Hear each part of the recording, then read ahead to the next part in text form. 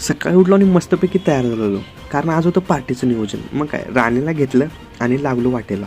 वाटेत थंडी होती म्हणून हळूहळू गेलो आणि जाता जाता आपल्याला बाजार पण होता.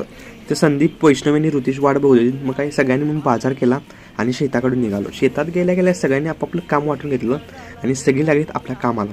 आणि तिकडे त्यावर आपला दर्शन भाऊ जाळादूर संघच करत होता बिर्याणी करण्यासाठी. सगळी मेहनत घेत होती.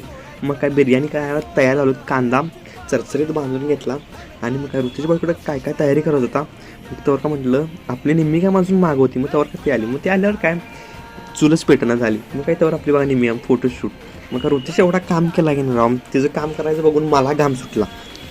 पण भावानं सुट्टी देत नव्हता, भाऊ काम करत होता. मग काय त्यावर इकडे गप्पा चालू होता.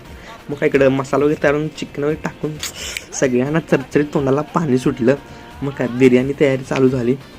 मग काय तर आम्ही खुश झालो. मग काय पोरं सुट्टी देतो, बिर्याणी तयारी झाली म्हणून बघा आम्ही खुश दोघं इकडे नाचा